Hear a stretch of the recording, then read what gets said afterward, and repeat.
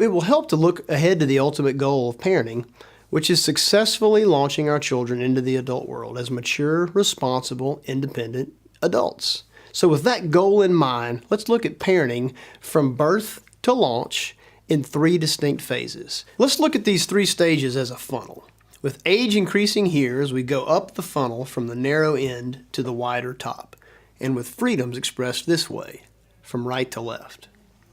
When a child is born, their abilities and freedoms are very limited. In the early years of parenting, from ages 0 to 6, our primary focus is to establish authority. Freedoms are only given that are appropriate for their age. By establishing authority in the first 5 or 6 years, we are actually teaching them to submit to God's authority in their life and giving them the safe, healthy boundaries that they crave. As our children grow and move up the funnel, freedoms continue to increase, but so should responsibility. We'll call this second stage developing responsibility, and it's roughly from ages 7 to 12. During this stage, naps disappear, bedtimes are extended, and children are gradually given the freedom to make more decisions. They also start naturally moving out into the world more during this stage, so our parenting style begins to move from instructing to equipping our kids. During this stage, kids need to learn to be contributors in the home and not just consumers that live there.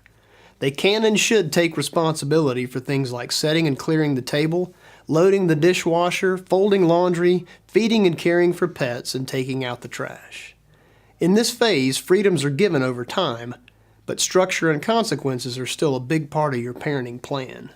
Seeing where and when to loosen the reins and open the funnel here will be different and unique with each child.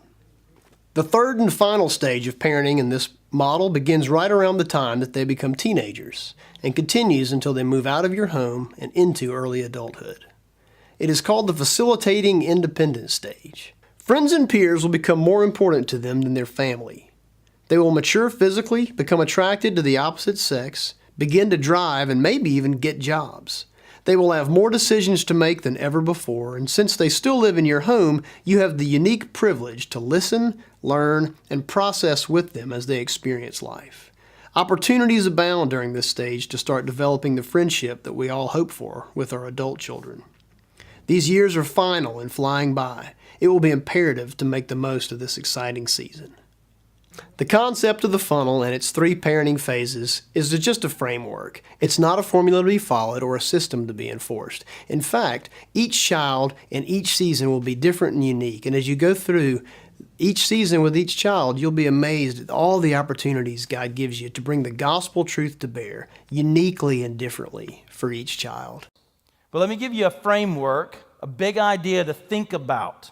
Okay, that just something to explore that has been helpful to us. And some of you have seen it in different formats. But let me show you this graph. All right, we would say if time runs along the bottom, freedom increases over going up the left side, then we have broken parenting into 3 simple categories that we have found helpful. The establishing authority early in life. Forget about the ages. It may be 5, it may be 7.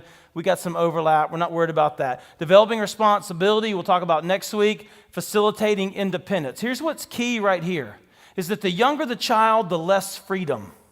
The older the child, and when I say older, I'm making equivalent mature. The more mature and the older the child, we're going to assume we can make those things the same. Then there's more freedom, more independence. So the younger, more immature, less freedom, less independent. The older, more mature, the more freedom, the more independence. What we're going to focus on is the idea of establishing authority, and is that we have to train in this idea. We have to establish authority at a very early age and teach the simple idea of self-mastery, the ability to master yourself. Because it is the same skill where a 4-year-old can master themselves and come up underneath the authority of a parent. That is the same skill as a 14-year-old who has to master themselves in a moment when there's not a parent around. Or an 18-year-old when there's no parent around and they're having to self-master and make a wise decision. And what has happened in our culture and others too, but really in ours, is that we have reversed the graph, granted all kinds of freedom to 2 and 3 and 4 and 5-year-olds, empowered them, helped them become wise in their own eyes and self-sufficient and arrogant.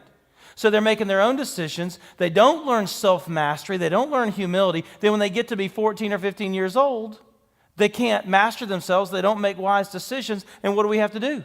We have to squeeze them. So then you have a teenager who's 17 years old who knows that they're supposed to be experiencing freedom. They're supposed to be released. But we are squeezing, not releasing. We are putting pressure down, holding them tightly when we're supposed to be releasing them because they can't manage themselves.